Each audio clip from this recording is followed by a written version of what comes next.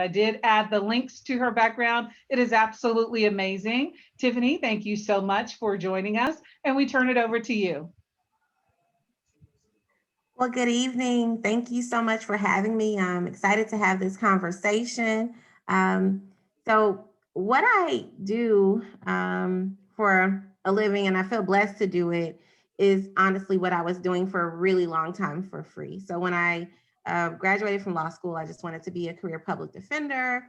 And I was organizing and doing public defense. And at some point, it just wasn't sustainable, being at community meetings until 7, the jail until 2 or 3 o'clock in the morning, and then, wanting to have a family and all of those things. So I stopped working for the public defender's office, despite loving that work, so that I could organize. And so I'm excited to talk to you about defund the police, or the defund demand, because there's so much conversation around it, often as though it's a new demand, when it really isn't. And so what I hope to do is to talk about the origins of the demand over time, in the context of policing as a remnant of chattel slavery, or American policing as a remnant of chattel slavery. And so I will share my screen.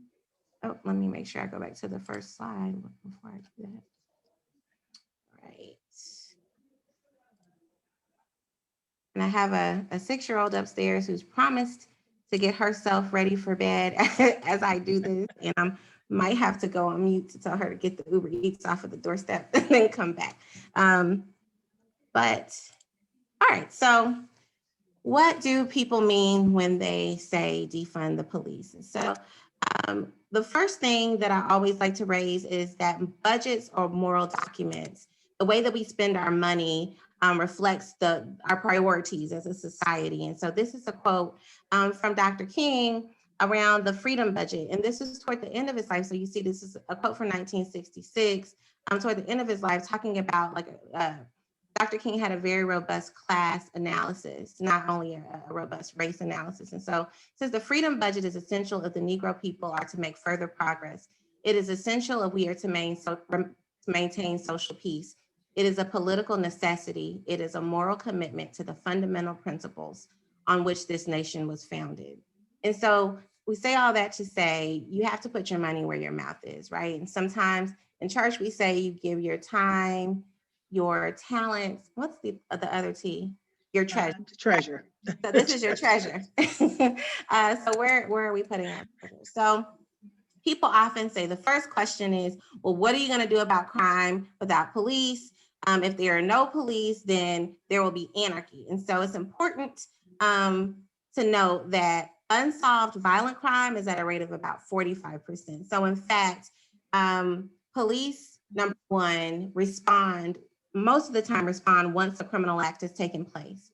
And even when that happens, only 45% of violent crime is solved. And that number is even lower for property crime, right? And so this is not to disparage police necessarily, but to address the concern that somehow social order is maintained because of police, when in fact, of developed nations, US policing is very disturbing. Mass incarceration, so the United States, our one little country, we warehouse 25% of the world's prisoners. We have a very high rate of incarceration. So the origins of policing, so many of you know that policing in the South emerged from slave patrols, right? So police were never initially meant to apprehend or correct the behavior or address the behavior of white folks.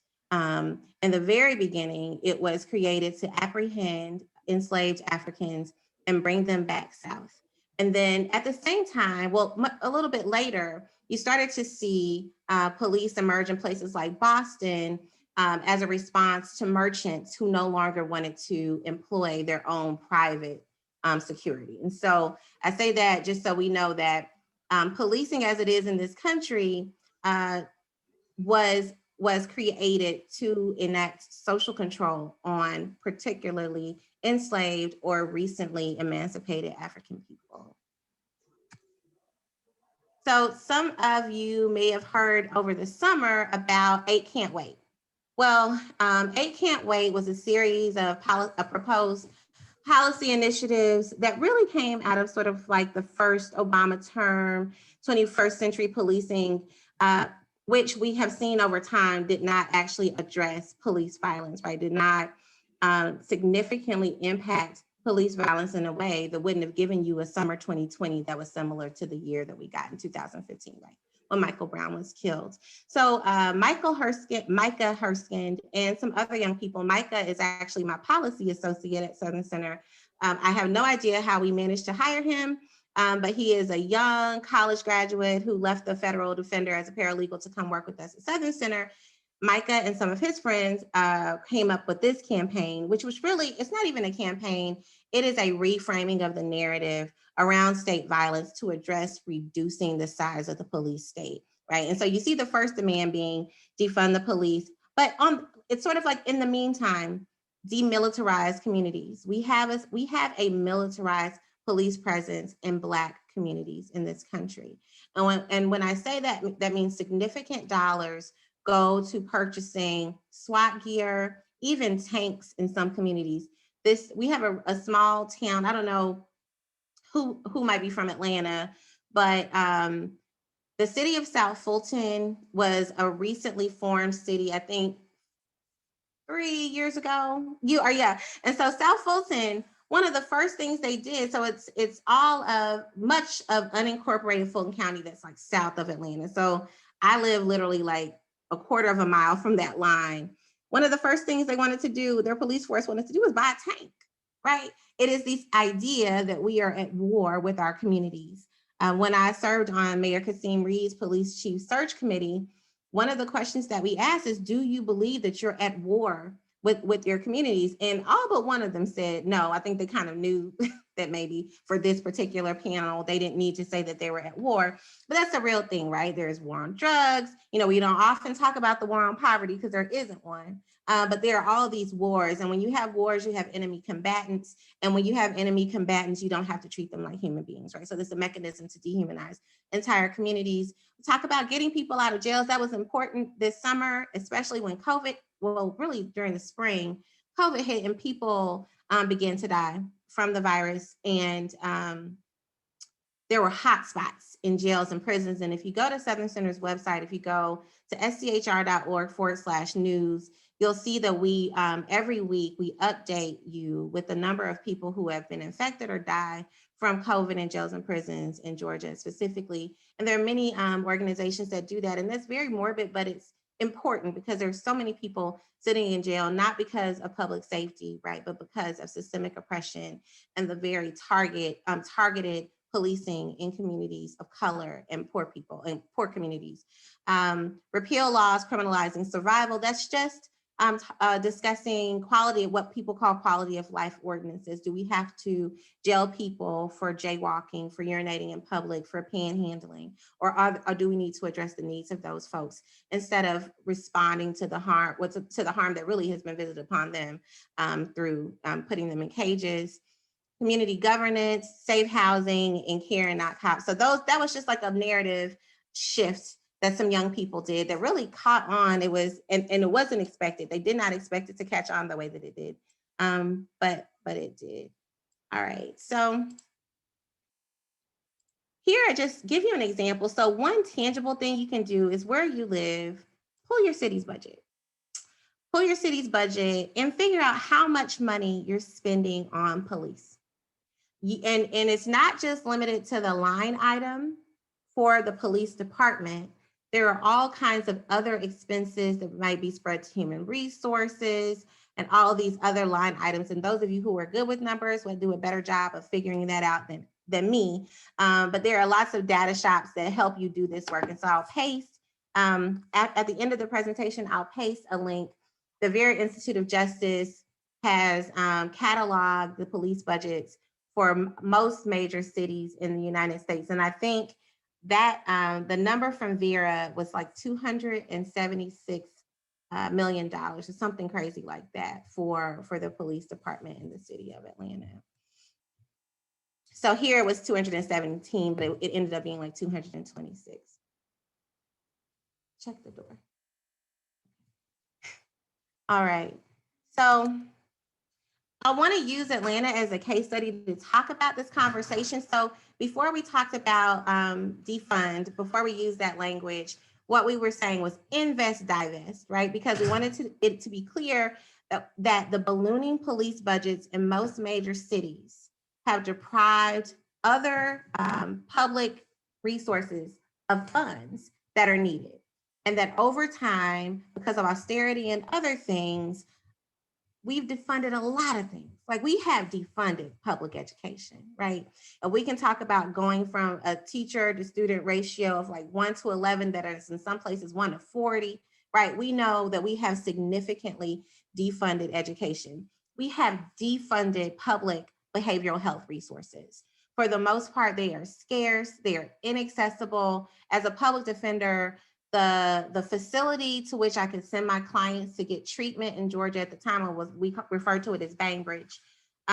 It was, for some of my clients, the wait to get a bed in Bainbridge was longer than the sentence.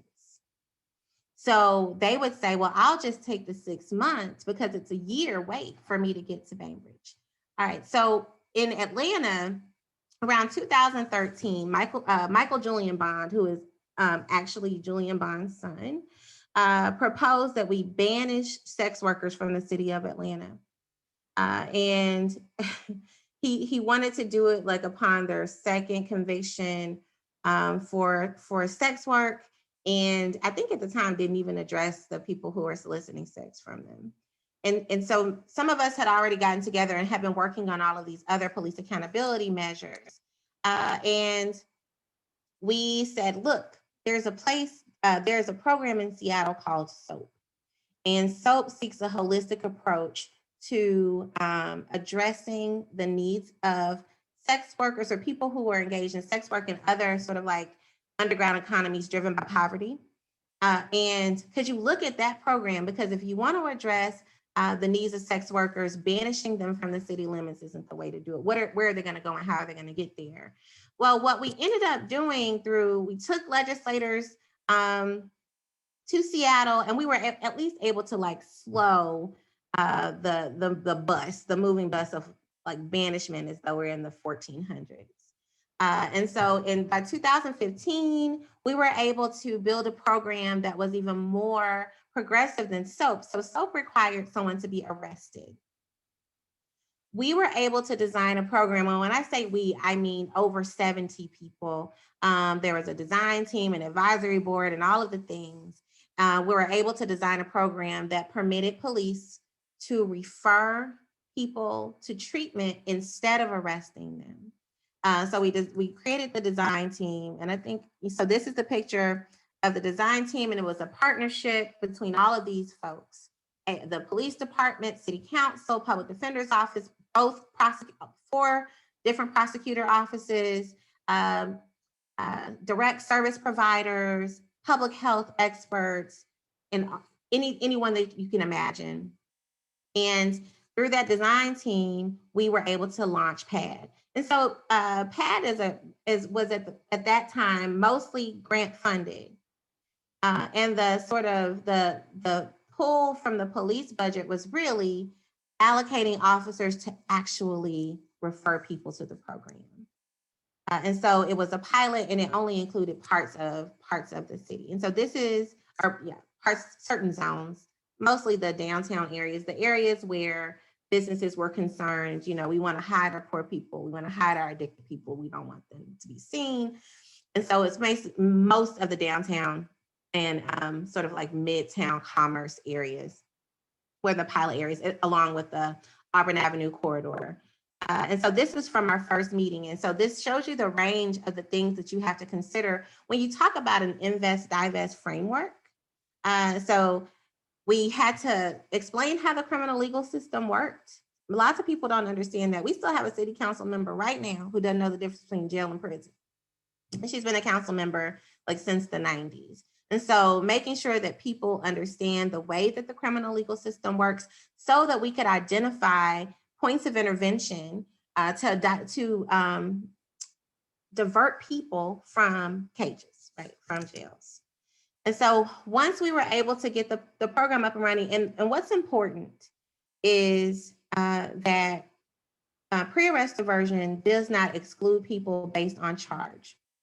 Officers can divert cases as long as they believe that that they have probable cause to arrest a person based on an act committed due to poverty, an unmet behavioral health need, or addiction, right?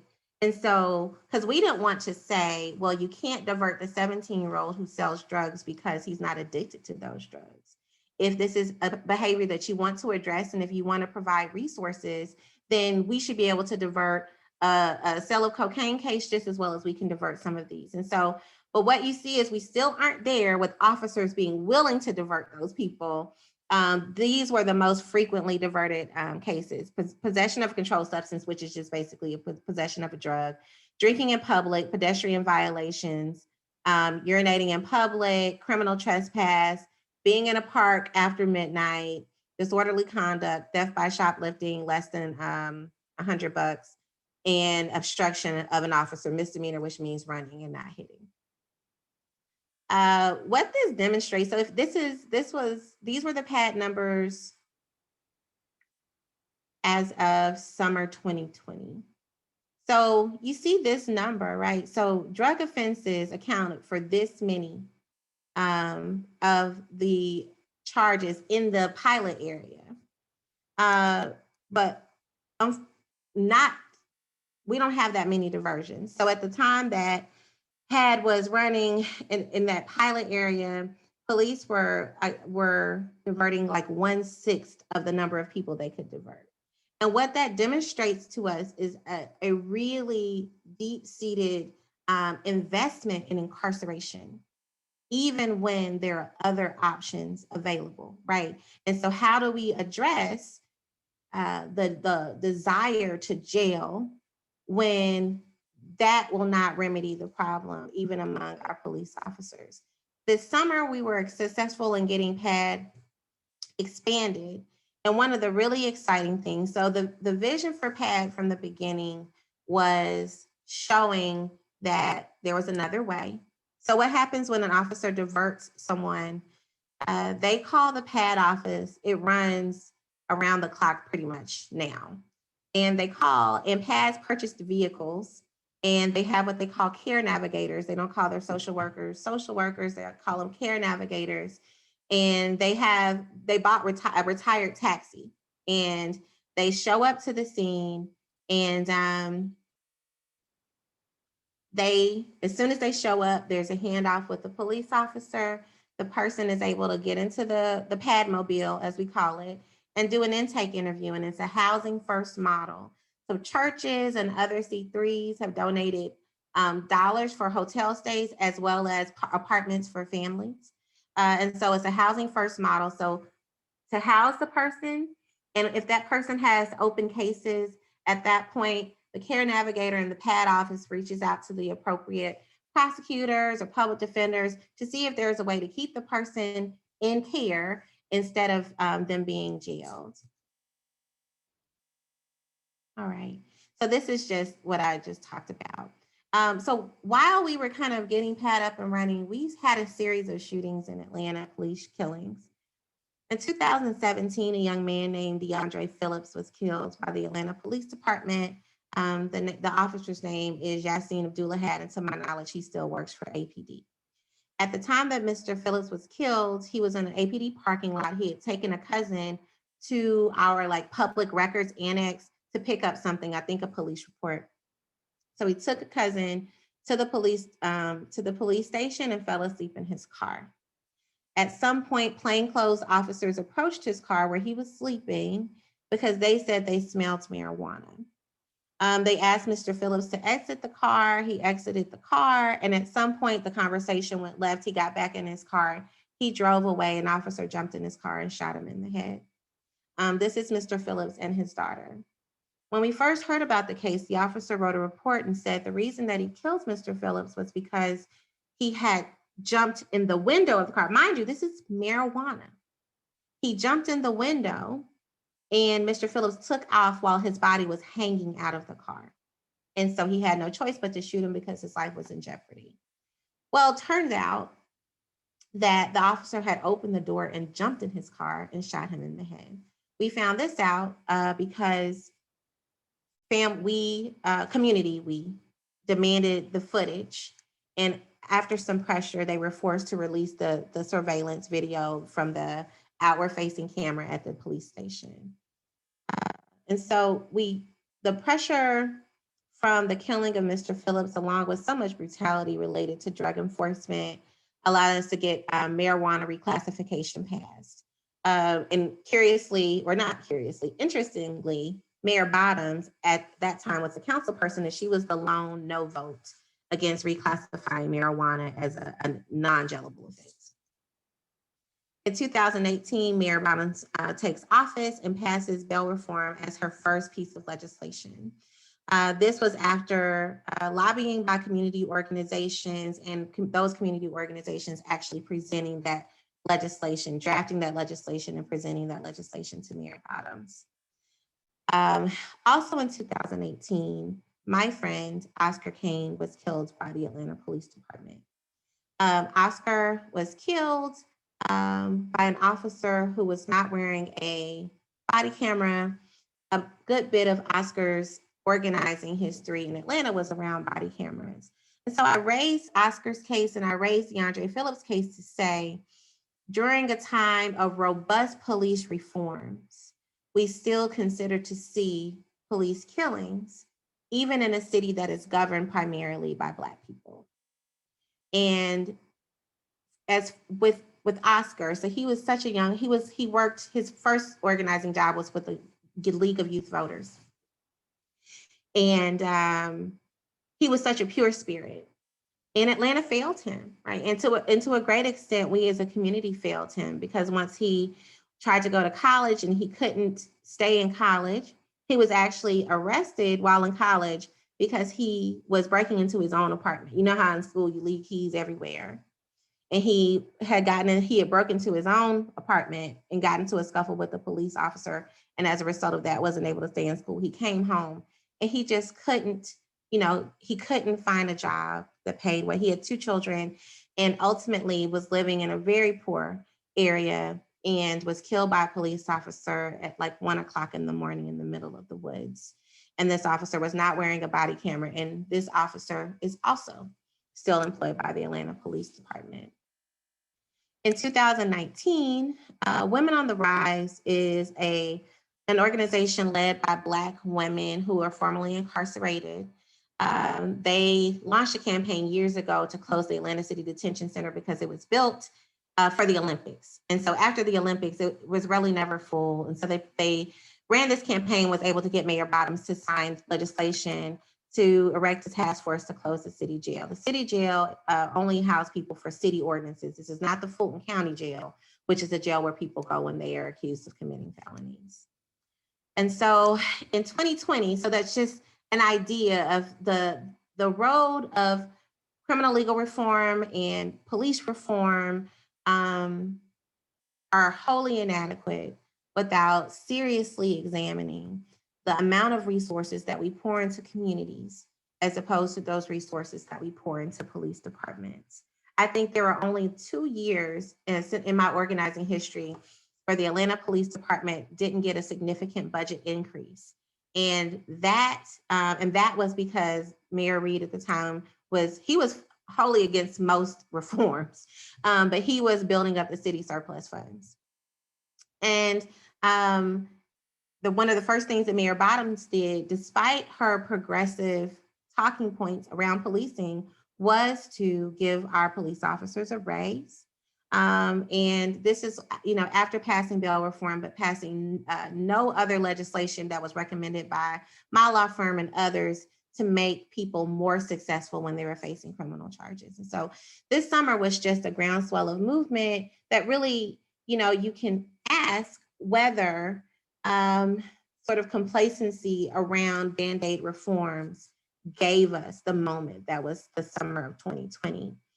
After the killing of Rayshard Brooks, and after I think President Obama did a call to action asking for cities to launch use of force advisory councils. So Mayor Bottoms launched ours, and I co-chaired that along with a comrade named John Rapping, who runs Gideon's Promise, which some of you may have heard about as an organization built for supporting public defenders. And so, we were at this moment, John and I were at the moment of trying to figure out, how do we discuss a divest, invest framework while co-chairing a city advisory council, and they're not going to be down with abolition, like we know that, right? And so reform exists on a continuum all the way from, just sort of like very carceral humanism all the way to abolition. And we know that most cities are nowhere near this, the end of the continuum that is abolition. But what we did was talked about two things: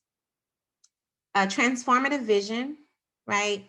And non-law enforcement responses to crisis. Let's see, is that here? I never remember what okay, so here we are. Develop a plan to enable alternative first responders for situations where other expertise is beneficial and/or police presence is not critical. And then commit to eliminating performance evaluation systems and disciplinary actions that incentivize officers to make unnecessary arrests. And then committing to incentivizing diversion and disincentivizing, we have de-incentivizing, but I kind of don't think that's the word, certain categories of arrests. Okay, so this is a practical way to build a divest, invest framework into an existing city program. One, get rid of anything that says that police officers make more money, get more bonuses, get more beats, or more off-duty jobs because they arrest more people. Right now, that is the status of Atlanta, unless they've changed their system, where you get 5 points for arresting a child, 5 points for a felony arrest, but you get 0.5 points. So your arrests get multiplied by 0.5, which means they're reduced, they're cut in half. If you go to a scene and don't make an arrest, that call is multiplied by 0.5, but you arrest a child, it's multiplied by 5. Right? So we told the city that they should get rid of that system. That's a quota, no matter what we call it, right? And that also drives police violence. Rayshard Brooks, if the officer had been incentivized to divert Rayshard Brooks, who was sleeping in a Wendy's parking lot, as opposed to arresting him, right? Because conceivably he'd done what needed to be. If you were driving and you're impaired, you pull over and go to a parking lot, right? So that's one of the things that we said. Then develop alternative responders. Not, a police officer doesn't need to respond to every scene. There is a program called Cahoots in Eugene, Oregon, in places, and it was a community-led response system where people can receive a social worker or someone else instead of an armed police officer. And in communities where that happens, crime actually goes down. And then commit to incentivizing pre-arrest diversion and other forms of diversion. Because officers just weren't using PAD, we were like, well, can you give them something? If they divert somebody, can you multiply that by 5, right? Instead of multiplying arrests by 5. So this is, and I think I only have a couple of slides left so we can have some conversation. These sort of like plugging a hole in the boat and then another one springs up here, this whack-a-mole of reform can also produce more harm. So people are obsessed with requiring officers to fire warning shots and requiring officers to intervene. Yes, that's important, right? But that's just what we teach our kids. You see someone mistreating your friend, step in, go tell a teacher. This should not be something that we have to tell public servants. But even in Minneapolis, after the first sort of groundswell of Black Lives Matter movement, they had a duty to intervene response requirement. Breonna Taylor was killed despite a warning before shooting policy. Those policies alone will not save lives. If we do not shrink the size of the state, if we do not require our communities to be less saturated by militarized police forces, we will continue to see this violence. And it is because, in part, the function, and it kind of goes back to the beginning, the function of policing is to exact social control on certain communities in this country.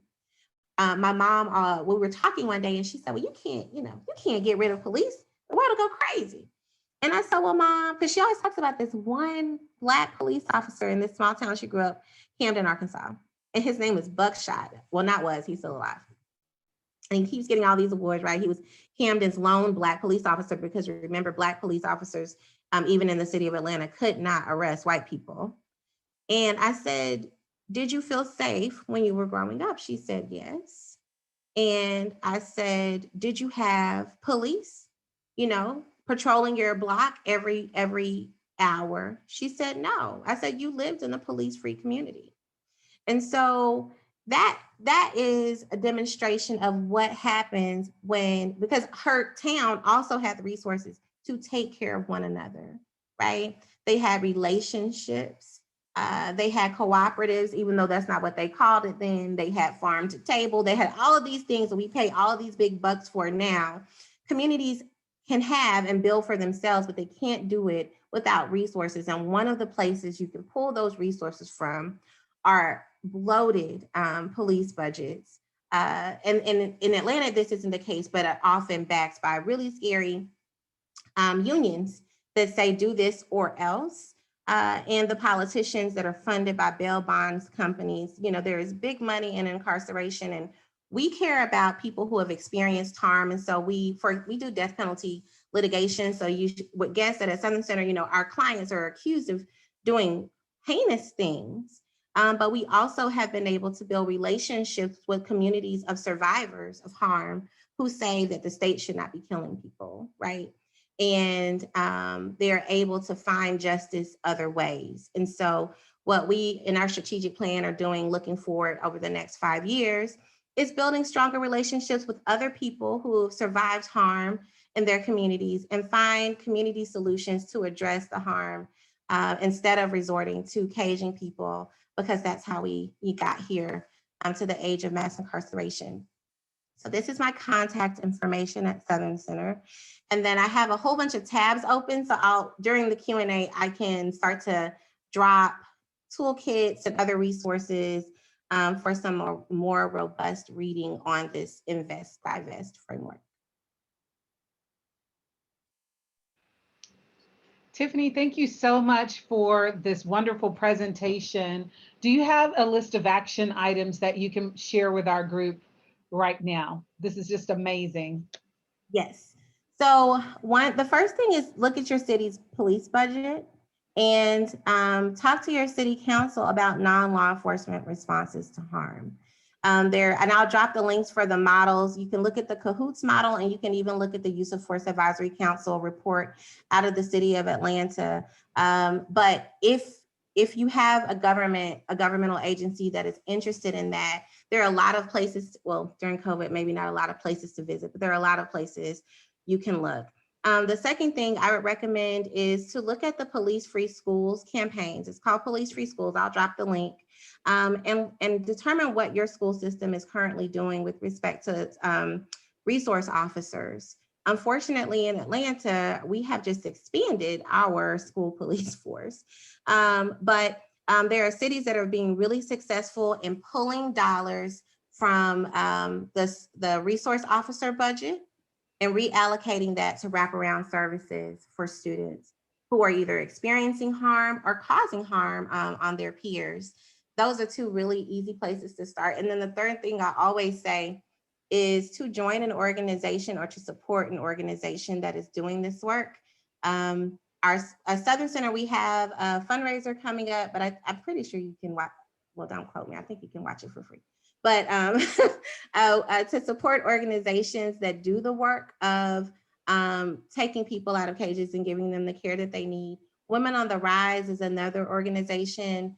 Arch City Defenders, but supporting or joining the general body of an organization working with communities who are experiencing violent policing and state violence.